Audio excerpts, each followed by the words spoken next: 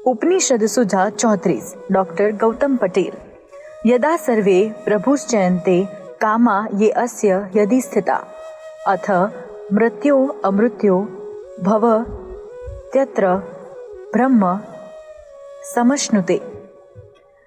જ્યારે આ સાધકના હૃદયમાં રહેલી બધી કામનાઓથી એ મુક્ત થાય છે તે પછી તે અમર બને છે અને અહીં જ બ્રહ્મને પ્રાપ્ત કરે છે। યમરાજા અને નચિકેતાનો સંવાદ ચાલે છે। યમરાજા નચિકેતાને અમરત્વને પ્રાપ્ત કરવાની વિદ્યાનો ઉપદેશ આપી રહ્યા છે। જ્યારે મનની સાથે પાંચેય જ્ઞાનેન્દ્રિયો સ્થિર થઈ જાય એટલે જીતાઈ જાય અથવા વશમાં આવી જાય પછી બુદ્ધિ પોતાની વિવિધ ચેષ્ટાઓ ત્યજી દે છે। આ એક ઉત્તમ ગતિ છે। એને જ એટલે સ્થિર થયેલી ઇન્દ્રિયોની ધારણાને યોગ કહેવામાં આવે છે અને જ્યારે સાધક આ યોગને પ્રમાદ રહિત થઈને ધારણ કરે છે ત્યારે એના હૃદયમાં રહેલી સઘળી કામનાઓ ચાલી જાય છે। એનો ફરી ઉદય થતો નથી।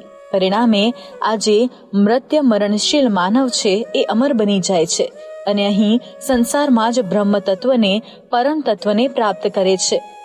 જગત એ માનવીના મનની કામનાઓનો જ વિસ્તાર છે। મનમાં સારી કે ખોટી કામનાઓ ઉત્પન્ન થાય છે। પરિણામે એ સારું કે ખોટું કરવા માટેની દોડનો આરંભ કરે છે। એ દોડ ક્યારેય અટકતી નથી, કારણ કામના એક એવી વિષની વેલી છે જે સદાય પાંગરતી જ રહે છે। આજના યુગની વાત લઈએ તો માણસ ચંદ્ર ઉપર પહોંચ્યો, પછી મંગળ ઉપર જવું છે, પછી સૂર્ય સુધી પહોંચવું છે। વ્યક્તિગત જીવનમાં એક ઈચ્છા પૂરી થાય એટલે બીજાનો જન્મ થાય છે। એક છે તેને 10 જોઈએ છે, 10 વાળાને 20, 30 એમ લાખ અને પછી કરોડ અને અંતે કરોડોથી પણ એ ધરાતો નથી। કામનાની કામના કરનારને કામના ક્યારેય પૂર્ણ થતી નથી। ભાઈ અગ્નિમાં ઘી હોમીએ તો એ અગ્નિ શાંત થશે કે પછી ભડભડ કરીને બળશે? માટે જો પરમને પામવો હોય તો એક જ ઉપાય છે કે આ સઘળી કામનાઓને બેડીઓ તોડી નાખો। સ્વયંવા જ પરિપૂર્ણતાની અનુભૂતિ કરો। હું જ બ્રહ્મ છું, હું જ ઈશ્વર છું, હું જ પરમ તત્વ છું। આ હું નથી કહેતો, આ ઉપનિષદના ઋષિ કહે છે। અહમ બ્રહ્માસ્મિ। વળી અન્યત્ર કહેવાયું છે my lord and I am are one. મારો પ્રભુ અને હું એક છીએ। આવી સ્થિતિ ક્યારે આવે તો આ ઉપનિષદ કહે છે કે જ્યારે આ સાધકના હૃદયમાં રહેલી સઘળી કામનાઓ છૂટી જાય છે ત્યારે એ મર્ત્ય અમર બને છે અને અહીં જ બ્રહ્મને પરમને પ્રાપ્ત કરે છે। પછી આ મંત્રમાં કહ્યું છે યદા સર્વે પ્રભિન્દ્યતે હૃદયસ્યઃ ગ્રંથયઃ અથ મૃત્યો અમૃત્યો ભવત્યેત્યાવ યનુશાસનમ। જ્યારે સાધકના હૃદયની સઘળી ગ્રંથિઓ સારી રીતે ભેદાઈ જાય છે ત્યારે એ મૃત્ય મરણશીલ માનવી અમર થઈ જાય છે।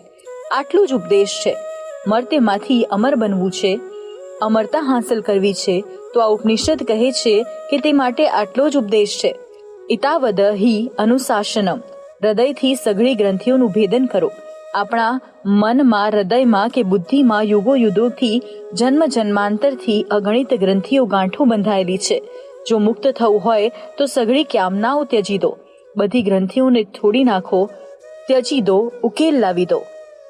સ્થિત પ્રજ્ઞના લક્ષણોની ચર્ચામાં ભગવાન શ્રીમદ ભગવદ્ ગીતામાં કહી રહ્યા છે પ્રજહાતિ યદા કામાન સર્વાન પાર્થ મનોગતાન આત્મન્યેવાત્મના તુષ્ટઃ સ્થિત પ્રજ્ઞદ્યોચ્યતે। હે પાર્થ, જ્યારે પોતાના મનની અંદર રહેલી સઘળી કામનાઓને ત્યજી દે છે અને આત્માથી પરમાત્મામાં પોતે જ પોતાની અંદર સંતુષ્ટ રહે છે ત્યારે તે સ્થિત પ્રજ્ઞ કહેવાય છે। જાણે કે ઉપનિષદના મંત્રમાં ભાવાર્થનું પુનઃ ઉચ્ચારણ અહીં છે। આ માટેનો સરળ રસ્તો પણ ભગવાન ત્યાં બતાવે છે કે માનવીએ દુઃખમાં ઉદ્વિગ્ન ન થવું અને સુખ મળે તો તેની વધુ સ્પૃહા પણ ન કરવી।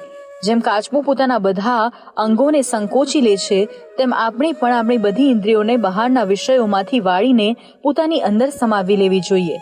જ્યાં જ્યાં જે માર્ગે મનની વૃત્તિઓ બહાર જાય ત્યાંથી એ વૃત્તિઓને પાછી વાળવી અને પોતાની અંદર જ સમાવી દેવી।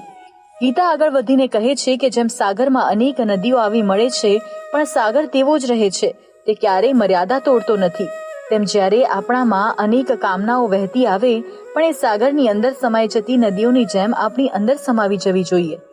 ત્યાં આગળ ઘણું સુંદર વિધાન છે। સશાંતિ માપનોતી ન કામકામી।